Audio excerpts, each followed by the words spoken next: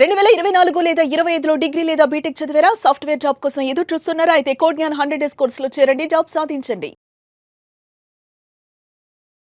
Python చదువుకున్న వాళ్ళు ఎవరైనా కూడా ఏఏ టూల్స్ మేము యూజ్ చేసాము అని ఇంటర్వ్యూకి చెప్తే ఎలా ఉంటుంది సార్ మైండ్ సెట్? అటు ఇంటర్వ్యూదైనా ఎలాంటి ఒపీనియన్ పడుతుందంటారు క్యాండిడేట్ మీద? సో అంటే ఫ్రెషర్ పాయింట్లో నేను ఏఐ టూల్స్ యూజ్ చేశాను ఈ ప్రాజెక్ట్ బిల్డ్ చేసేటప్పుడు అంటే కనుక ఇంటర్వ్యూర్ బేసిక్గా డైలమాలో ఉంటాడు. ఏ టైప్ ఆఫ్ ఈ టూల్స్ యూజ్ చేయటం వల్ల తిను కాన్సెప్ట్ నేర్చుకున్నాడా లేదా ఆ టూల్ నుంచి జనరేట్ అయిన కోడ్ని డైరెక్ట్గా ఇక్కడ యూజ్ చేసుకున్నాడా అన్న డైలమాలో ఉంటాడు. మనం క్లారిటీ ఇవ్వాలి, స్టూడెంట్ అనేవాడు క్లారిటీ ఇవ్వాలి ఏఐ టూల్స్ ఎలా యూజ్ చేసుకున్నాము అన్నది. సో ఇప్పుడు మనం చూస్తున్నాం ఏఐ టూల్స్ యూజ్ చేయకుండా ఏది అవ్వట్ల, కంపల్సరీగా యూజ్ చేయాలి అన్నమాట. అలా యూజ్ చేసేటప్పుడు మనం రెగ్యులర్గా యూజ్ చేసే గిట్ హబ్ తీసుకుందామండి. మనం ప్రాజెక్ట్ బిల్డ్ చేస్తున్నాం, ప్రాజెక్ట్ బిల్డ్ చేసేటప్పుడు ఆ లాజిక్ రాసే ముందు ఆ కాన్సెప్ట్ దగ్గర స్టక్ అవుతాం. సో ఆ కాన్సెప్ట్ కరెక్ట్గా మనం అనుకుంది కరెక్టా కాదా అన్నది ఇంపార్టెంట్, దానికి లాజిక్ ఎలా ఉండాలి అన్నది చెక్ చేసుకోవటం ఇంపార్టెంట్. సో ఈ పాయింట్లో ఆబ్వియస్లీ ఏఐ టూల్స్ హెల్ప్ తీసుకోవచ్చు, గిట్ హబ్ని అడగొచ్చు, చెప్తుంది, అది సజెషన్స్ ఇస్తుంది. ఆ సజెషన్స్ యూజ్ చేసుకొని ఉన్న ప్రాబ్లంకి ఎలా ఎన్హాన్స్డ్ కోడ్ రాసాము అన్నది ఇంటర్వ్యూవర్కి ఎక్స్ప్లెయిన్ చేయగలగాలి. అలా కాకుండా నేను సార్ గిట్ హబ్ని అడిగాను, కోడ్ ఇచ్చింది, లక్కీలీ ఆ కోడ్ నాకు వర్క్ అయింది అంటే రాంగ్ ఇంప్రెషన్ క్రియేట్ అవుతుంది. ఓకే, ఇక్కడ ఇంకో వర్షన్ చెప్తాం.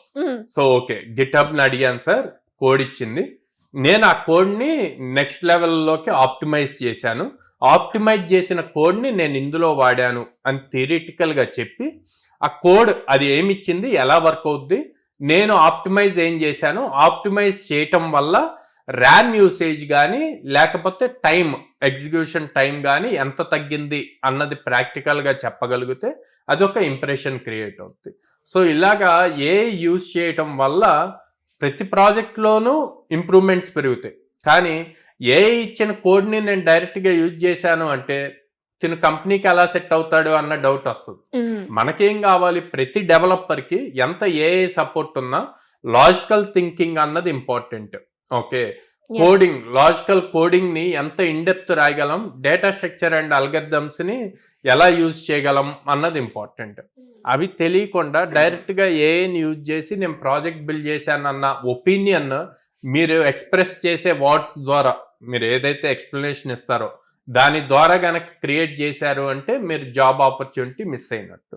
అలా కాకుండా ఓకే, నా ప్రాజెక్ట్ నేను ఇలా అనుకున్నాను, ఈ ప్రాజెక్ట్ని ఇంకా నెక్స్ట్ స్కేలబుల్ లెవెల్కి తీసుకెళ్ళటానికి నేను ఏ టూల్స్ హెల్ప్ తీసుకొని అవి ఇచ్చిన సజెషన్స్ బేస్ చేసుకొని నేను కోడ్ బిల్డ్ చేశాను అంటే గనక అది మంచి ఇంప్రెషన్ క్రియేట్ అవుతుంది. అంటే డీటెయిలింగ్ గా వాళ్ళు ఎక్స్ప్లెయిన్ చేయగలగాలి ఇంటర్వ్యూ ముందు. అండ్ ఇలాంటి సార్ అంటే స్పెషల్గా కోడ్ జ్ఞాన్లో కనుక అలాంటి క్లాసెస్ కావచ్చు, ఎవరైతే స్టూడెంట్స్ ఇంటర్వ్యూకి అటెండ్ అవ్వాలి అనుకుంటున్నారో వాళ్ళకి సపరేట్గా ట్రైనింగ్ సెషన్స్ ఏమైనా ఉంటాయా సార్?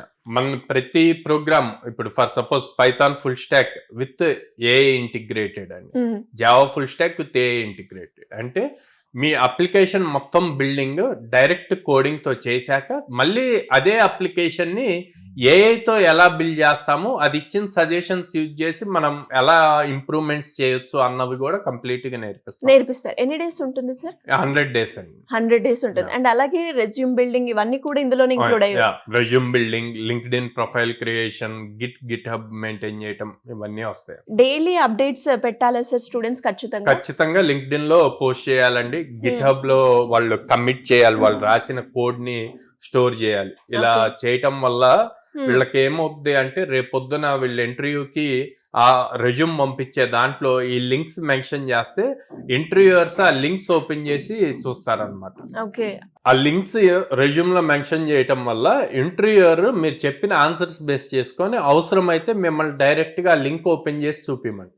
ఆ లింక్ ఓపెన్ చేసి చూపించినప్పుడు మీకు ఇంకా ఈజీ అవుతుంది, ప్రాక్టికల్ గా అక్కడ ఉంది కాబట్టి. సో ఎప్పుడూ కూడా థియరిటికల్గా నేర్చుకోకుండా కాన్సెప్ట్ వైజ్ నేర్చుకున్నప్పుడు దాన్ని మళ్ళీ ప్రాక్టికల్గా ఎలా ఇంప్లిమెంట్ చేయాలి, ఇంప్లిమెంట్ చేసిన దాన్ని ఎలా షోకేస్ చేయాలి అన్నది ఇంపార్టెంట్ అండి. సో ఇవన్నీ కూడా మన కోడ్జ్ఞాన్లో Yeah. అయితే ఖచ్చితంగా ట్రైనింగ్ ఉంటుంది. అవును. ఇంకా ఎవరికైనా కూడా ఎలాంటి డౌట్స్ ఉన్నా స్టూడెంట్కి కావచ్చు, పేరెంట్స్కి కావచ్చు, కోర్స్ గురించి అయినా లేదంటే వాళ్ళ కెరియర్ గైడెన్స్కి సంబంధించి స్కిల్స్ నేర్చుకోవాలి అనుకునే వాళ్ళు ఎవరైనా కూడా మిమ్మల్ని అప్రోచ్ అవ్వాలి అంటే ఏ విధంగా ఉంటుంది సార్?